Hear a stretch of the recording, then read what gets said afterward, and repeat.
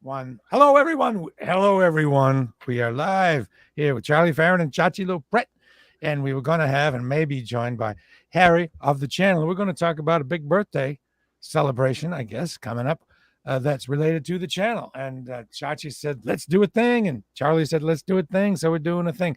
Hi, guys. What's going on? Awesome. Well, it's good to see you, Bradley. Thank you for letting us join you on your broadcast. And yes, there's a big event coming up this Saturday night. And of course, we have our dear friend. I love this guy. I always ask him if he can join me on these kinds of things. The great Charlie Farren. But we're here because there's a big event this Saturday night, May 28th, as you see behind Bradley J there, the 80s throwback to the channel. Charlie Farren is performing. And along with Charlie, the Nervous Eaters and the Del Fuegos, Baron Switfield, Fred Pinto, Rick Berlin. And you never know who's going to show up. I know I'll be there. Bradley, you're going to be on stage emceeing a band here and there. We'll have a bunch of friends from the channel days as we celebrate the channel. And I will tell you, Bradley, this event was supposed to happen 2 years ago. And because of COVID, it keeps getting postponed. So it is this Saturday night at a new venue called Roadrunner. I've never been there before. I don't know if either of you guys have, but I've not been there. I bet Charlie must have been there. No, I haven't, but I've talked to lots of folks. I've asked folks about it, and they say it's a beautiful, major, venue, performance venue for touring acts. It's kind of a lot of folks likened it to House of Blues or the Roxy, if it's still called the Roxy downtown. So it's big, over big by rock club. It's on Guest Street, which is kind of over by WGBH, right? And near the old Nike outlet. Is it in that building? Correct. Is it in the same building the Nike outlet was in, or they built a new building? I think it's a new building. I can't be sure, but it's in that area where there's the Bruins thing, the Celtics are there. It's all in this Radio Row. All the radio stations are around there. So it is around. I got to go there. It's going to be our first time too. So you're going to be. It's going to be your first time. At Roadrunner, yes. It's getting a lot of great press. It's a state-of-the-art sound system. And it's a nice big space, so we can all be comfortable amongst each other. Comfortable. We can all be spaced out a little bit. And I think it's a real cool that you were able to get the Del Fuegos back together to do this, because they're fantastic. And what a great inclusion, as well as the Nervous Eaters, right? Yeah, I think that's awesome. And I have a question. Go ahead. Originally, it was supposed to be at the Chevalier Theater in Medford, but because of COVID and scheduling, the great Harry Booras, the creator of the channel, got it booked into Roadrunner. So it's going to be a lot of fun. Good. Can I ask you a question about bands getting together for gigs like this? How long do you have to practice before you get up to speed? How many rehearsals do you have to do? Does it come back like that, or does it? It's different for everybody. I got to believe, I know the Del Fuegos, because they were on Warner Brothers when we were on Warner Brothers. So those guys are all naturals. And I know that with Fahrenheit, it would take us we would probably have a rehearsal and a sound check with a lot of going through the songs on our own. But I think it's different for everybody. Nervous Eaters too. I mean, those guys played forever, so it does come back to you pretty quickly. I think Boston bands have some of the best band names ever. Yeah. You know how many Chachi we saw from the Rumble? We would see 24 cool band names, and Nervous Eaters is always one of my favorites. Me too. I just picture them nervously eating. So Chachi, who's going to be there again? Well, and in just reference to crazy names, I do remember when they did a BZ TV news report, and I don't want to say who. I know what you're going to say. But they wouldn't S and the N's, right? They wouldn't say Smegma and the Nuns on television, so I did want to get that in. But that's one of those band names. But yeah, the Del Fuegos, the Nervous Eaters, and Charlie Farren is amazing because he travels not only New England but the country. He's a great opening act.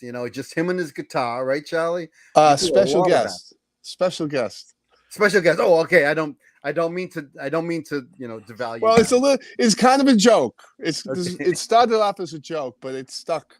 And I think that a lot of the headlining acts that hosted me would tease me about it, but it got to the point where everybody would put a projection behind the stage, Charlie Farren, America's special guest. And REO Speedwagon started it, but it was picked up by Cheap Trick and ZZ Top and Three Dog Night, and people, everybody kind of did it. They thought it was funny, and it looks and sounds better, and it doesn't cost anything. Yeah, and what I'm finding out with promoters is when there is a special guest involved, they prefer a man and a guitar and not a full band and loading in and loading out, right? Well, I think that's a big part of it. As long as you can get the audience riled up before the headliner comes out, you want to warm up the house as a special guest, as opposed to an opening act. So same thing, different name. So it would be great if we could have every band that's going to be there with us, just like Charlie is. And if we did, I could ask the question I'm asking Charlie. I want to hear about your journey. There's been big gaps in what we know around here. So fill me in. I want to know every detail from back in the day to now. You can skip over big chunks that are irrelevant if you want, but the relevant? Shorthand version was that I had my first original rock band was Balloon. And it was the first band that I played guitar in and wrote songs in. And we were able to, really fast forwarding. We would play at the channel. It was called Channel 1 at the time. Channel 1. Yeah, and it was really, there were really two eras for us with the channel, because it was the really only venue in town that was a big format venue that focused on local acts. There were lots of small clubs, and there were bigger clubs that were focused on touring acts. But the channel gave everybody an opportunity to play in a big format room as a local band. And then later we were able to sustain our career as headliners there for many years. While we were touring the States, we'd come back to the Boston area and play at the channel every time we came back. So it was really awesome that way. When then I left Balloon to join up with the Joe Perry Project, and we toured North America. I was with Joe for almost a couple of years. We put a record out on Columbia called "I've Got the Rock and Rolls Again," and that was a really great opportunity for me to get christened into the arenas and the theaters across the country and Canada. So those days were really special to me, because it was the first kind of arena opportunity I had. And then I signed a deal with Ahmet Erdogan, a development deal, and he was encouraging me to do solo acoustic nylon string guitar and vocal, which is what I do now. But I started writing with David Hall, and that turned into Fahrenheit, and we were signed pretty quickly to Warner Brothers. And released a record on Warner Brothers called Fahrenheit. And we toured the country. We toured North America with Boston for that 87, tour, third stage tour. And after all of those years of feeling as though I've been able to do what I wanted to do, my wife and I, decided to have kids. So that changes a lot. And I continued to perform and make records, but I stopped touring and went to work at Digital Equipment Corporation, which was bought by Compaq. It was bought by HP. And I had a global position at Hewlett-Packard. And I was there for about 20 years, still performing around as a solo. And I retired about 15 years ago.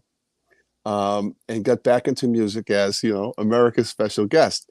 And I've been touring with Three Dog and REO and Cheap Trick, and I've done shows with lots and lots of other acts that, Fogerty and ZZ Top, and as, a special guest.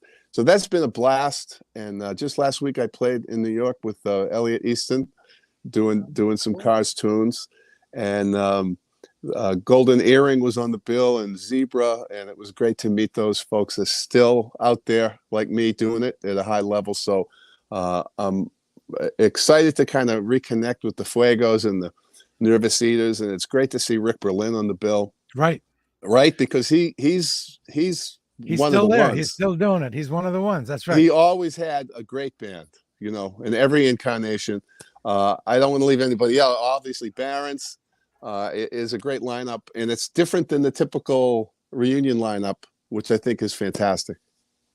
Whoa, Chachi, were you going to say something? Yeah, I wanted to say because we're here because of the channel, and I know Bradley and I spent many nights and even lunchtime shows at the channel. Yeah, right. I ate much of Piggy's Pizza while I was there, and There and he look is. who just popped in. There he is, the man who Boom. started it all, Harryboris, the creator of the channel. Welcome, Harry. But sorry about that mix-up. It was just hard to navigate. No, hey, that's all good, brother. No, We he were was just talking flying in about- from Switzerland, and he just landed. So Yeah, that's welcome. right. That's right. So we were talking about our experiences at the channel, and Chachi just gotten started. Tell me about the start of the channel. We don't really have any hurry here. It's not. We can do whatever we want. So this would be a good time for you to talk about how it got going. Well, it's actually, I had this idea. Before the channel, I worked briefly in one of those big disco type places where nobody even showed up until like 11 o'clock, and at 12 o'clock was just getting going. In Boston? In Boston, yeah. And Narcissus or some other one? It was actually Jason's. Okay. And it was a kind of a temporary job because I was trying to get something going with the restaurant. But I saw this, and I always thought, that all those shows that are happening, the rock and roll shows, which is my kind of music, were all over like 10:30, and people would just either go home and they didn't want to go to the discos. Even some of the discos, like the place on Lansdowne Street, I think it was called the Metro then, used to have shows that were over like at 9:30. And then they would bring in the sound system and the fancy mirror ball and everything else and put on the dancing shoes. So I just said, this is ridiculous. A lot of the people that like rock and roll would much rather be going to a place that was more their style. So when I saw this old disco, which became the channel, which was called the Mad Hatter, and they went out of business because the drinking age went from 18 to 21. So like 90% of the audience was like depleted. Didn't you keep the disco ball? I think I remember it. Yeah, just as a tongue-in-cheek thing. People loved it for a while. And you also had the disco lit floor. Bottom lit. They had this like plastic dance floor, and it had bottom lights, color lights that would flash up and down. And our DJs would play with those, and everybody loved those. So basically, I just said, hey, why don't we just do it a whole night? Because I saw these people late night after the shows went out. You don't want to go see a rock and roll show and then have to finish off your night in some disco or something. So I figured, this place is a destination place. It was kind of isolated at night, plenty of parking. It was 10 minutes from the T. And I just figured, if people really liked the music, they'd come. So right from the very beginning, we decided that we would support local music because local music, in those days, there was a lot of exciting things going on. So we decided local music would be a big part of it. And then we also decided that because the place was not a place that you'd go walk by and walk in to have a drink, that we'd make it very much a destination. So we figured diversity was the key word. So that's what we did. Diversity, meaning any kind of act, even though it wasn't a part of town that wasn't exactly tolerant of multiculturalism, let's say. Speaking of local music, I remember you had a dedicated new music night, which was largely local music on Tuesday night. I think it was sponsored. Chachi would know. I think it was partly sponsored by a big beer company, and that's one of my things that I did. I was a DJ for a new music night on Tuesday nights. Harry, big memory for you. Out of all those thousands of shows, hundreds of shows, there must be a couple that stand out. I have Nina Hagen stands out to me. It was packed to the walls. The floor was shaking. The floor, which is already tilted, was shaking up and down. It was sweaty. And the other thing was emceeing Spinal Tap. Those are two big moments for me. Wow. What about you, Harry? Well, Spinal Tap, right? I had gone to see the movie like the day before, right? And then when they came to the channel, it was I'd say 50% of the people actually took it seriously. This is a heavy metal band that and they did a decent set. But They were good.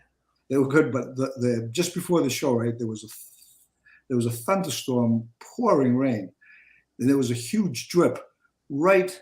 And remember the channel, this huge serrated roof thing, one of those corrugated roof panels. So if the water leaked, it would come down, run down those channels, and you never know where it was. So the leak was right where that lead singer was supposed to stand for their sound check, and the leak was there, and it was incessant. We couldn't do it. So we're up in the ceiling, up in the roof rather. I'm on the roof with Costa Manunos, who was the caretaker, and we were up there, and we got these huge taps, and we're trying to put them on the roof to stop the leak, and we got put rocks on them, and they're blowing away. And, shit, this is desperate. So it's old rock and roll.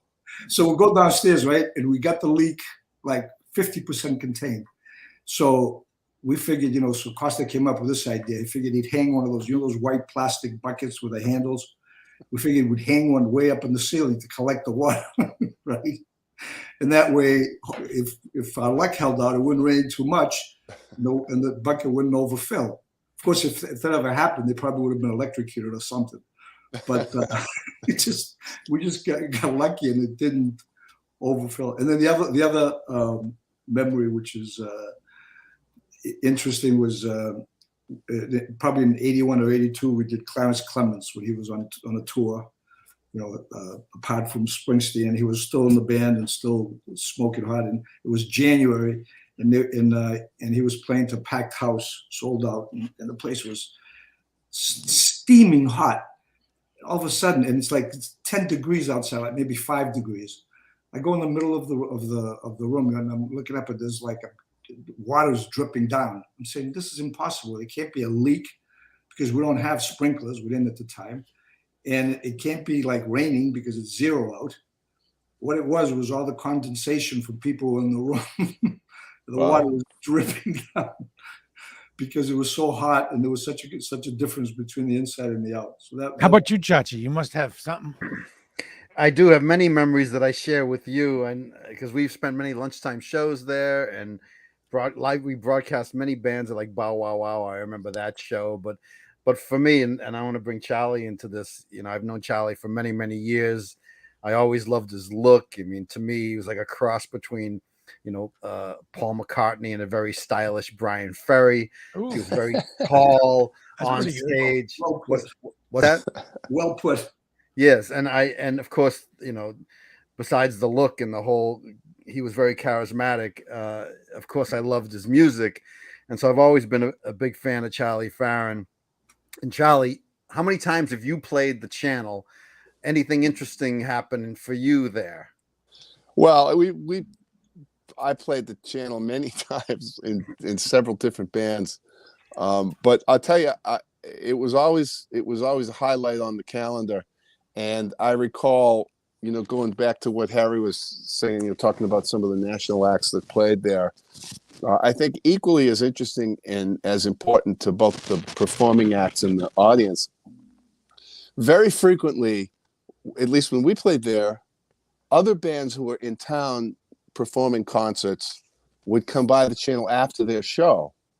And I can remember being visited by, I'll forget most of them, but Eddie Money came at least 2 or 3 times. And I got to know Eddie and actually toured with him as a solo for years. The Beach Boys, the Nelsons. I won't be able to think about others. One Whiskey and One Beer. His George Thorogood. Thorogood. So many more, and I can't even think, would come to our show after their show because they'd be done. We wouldn't go on until midnight, and they'd be done by probably 11. So they'd come by the channel, and I got to believe that happened all the time with other bands as well. Well, I know like John Butcher had said that the guys from Aerosmith came by, and they loved they kind of like gave them a thumbs up from the audience. But yeah, everyone made their way to the channel, Bradley and myself, and then afterwards we'd go over to Waylu's and have some late night Chinese food right across the street. And it was a great place. It was a great vibe, plenty of parking. It was the center of gravity for rock and roll in Boston for decades. We're trying to bring that vibe back for this one night on Saturday, where we're actually going to invite anybody that has any channel creds at all to be on the guest list, and we're going to decide, obviously, because there's only so many we can put on. But we're gonna and all we really want them to do is just tell people they're going to be there, because we really want. It's going to be a big weekend for music in Boston that weekend. Yeah. I'm hoping employees, like the bartenders, are all aware of this, and any bartenders around employees will be able to come. Yeah, we're gonna be very liberal with the guest list, because there's been such a big, when we wanted to make the tickets accessible, and with all these fees, and then people have been finding tickets online for as much as over $100. So we're trying to put a lid on that and try to figure out, what the heck's going on, because it's just crazy. Can't you just sell them at the door? Yeah, but I mean, here's my money, here's my ticket. Well, that would be ideal, and in the old days, that's what would happen. You'd have a pre-sale, only a real big shows, but for the most part, people walked up. You can't do that anymore for some reason. People if you're gonna buy a ticket and go, why couldn't you just go and buy a ticket? Well, you can't buy a ticket at the door that night. You have to buy them in advance. Absolutely, you can. But if the venue tells me, and everybody that does concerts tell me, that there's very few walk-ups. People all buy in advance, they buy them online. And then what happens is that by the time the ticketing agencies put the fees on, there's one place where the tickets for this particular concert, which we were going to do $40 and $2 for charity, $42, we're going for like $108. And that's not right. So the answer is just buy it at the door. Well, we're going to try to put up a place where people can buy tickets with there is a box office, which is the Sinclair in Harvard Square. That's their box office where we can buy tickets for no fee. But we're going to try to put it on the line too, online somewhere, so people don't have to pay these fees, because it deters people, so it's unfair. I mean, it's not fair that people think that these tickets are $100. It just sends out the wrong message, Okay, guys, can you run through who else is going to be there again for anyone who's just joining us? I'll tell you that way. It's going to be Rick Berlin, Farren Whitfield, Fred and Tom from the Atlantics, Charlie Farren, of course, Nervous Eaters, and then the Del Fuegos. And there are some supposed other special guest stars that may or not be there. Special guests. Well, we'll see. We're just. Can you give us any hints? Any hint who might be coming? Any hint? Even a little. Because if I do, they won't show up. Little tiny hint. So it's just we're hoping to. We're going to invite everybody that ever played the channel. The ones that are in town and the ones that aren't in town, and the ones that the Metallica is going to be in town. Those guys love the channel. So, folks, you might want to think of this as kind of a reunion not a class reunion, but a channel reunion, because you would be able to meet people that you may not have seen for 42 years. We're hoping, we're inviting all the musicians, everybody that we can get our IM hands on, and saying, look, just show up, be on the guest list, and have some fun. When I heard that Fred was going to be on the bill, I looked up the band, the Atlantics.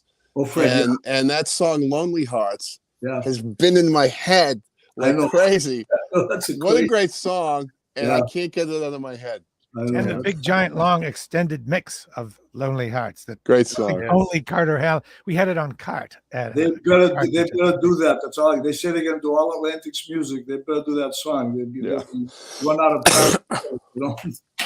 Well, okay. Now I will tell you, Bradley, if there's anyone who's watching and you were on stage at the channel anytime when the channel was open, reach out to me through Facebook, Messenger, email, and I will forward everything to Mr. Harryboris, who will put you on a guest list. Is that how we're going to do it?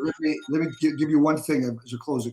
If you send an email to iwasatthechannel@gmail.com, that's where guest and that email will also be in the Globe story, so that anybody that's out there that they just have to have some legitimate channel creds, either as an employee. So the Boston Globe is doing an article. They're doing an article that's going to be online late tonight, and it's going to be online all week, and then I think Wednesdays it's going to be in the printed version. And so Harry, it was I was at the channel at gmail.com. Yes, I was at the channel at gmail.com. That's that up. Yeah, and basically just put in your name and what your affiliation is, and then we're going to look through it as many as we can. Plus, if we can't put them on the guest list, or if they have guests that they want to put on, we're going to show them a place where they can go and buy tickets with no fees. Okay. You could probably put that you work there and you would never remember, correct? Well, I mean, somebody's going to. Otherwise, we're going to lose our shirt, and everybody will come in for free. Okay, be honest, everyone. Be honest.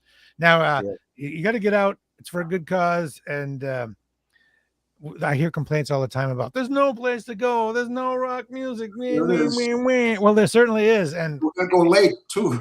here is a fantastic example of it. So get up, get out. You can buy your ticket at the door, which is what I would do.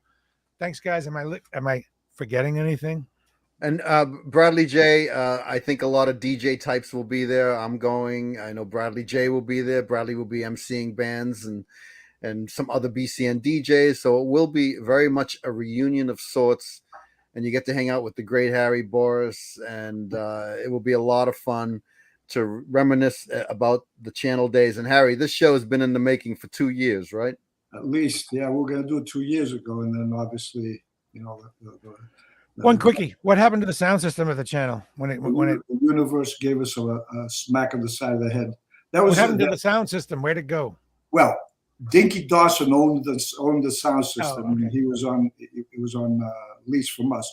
So I'm not positive, but I think he may have stayed on with the so-called new owners. Okay. And he basically, I think he stayed on, and for 6 months they were in business. Okay, No. guys. So one more Anything thing, else? Bradley. Okay, So Harry, roadrunnerboston.com to buy tickets. Is that the No, place to go? Oh. don't go there. Go to thechannelstoried.com, and after tonight, you're going to be able to buy tickets with no convenience fees, which is very inconvenient. One quick comment. I'll just put one up here from Dave Cauldron. Thanks for bringing back members of the channel. I wish I could be here. The reason I put up Dave is it's kind of a blast from my past, you guys. This was the very first program director I ever had back in college radio at the University of New Hampshire. That is going back, you know, way, way, way back before Dire Straits. That's a long time ago. So everyone, do us a favor, share this. You could really help by sharing this. That's how this really gets out. Not so much live, but the shares. Do you belong to any rock and roll groups, Boston groups? Share. Thanks, guys. Thanks, folks. I hope, Bradley, that you can at least introduce at least one act, okay? Okay, yeah. That'd be great. Right on. Thank Right you. on. Thank you. Looking forward to Hey. seeing you all in person, Chachi. Yeah. I just want to say, with special guest Charlie Farren, not an opening act. Okay, so we'll be not live in about 5 seconds, but still All right. don't go crazy Good swearing. to and see you, stuff. Charlie. All right. Thanks, guys.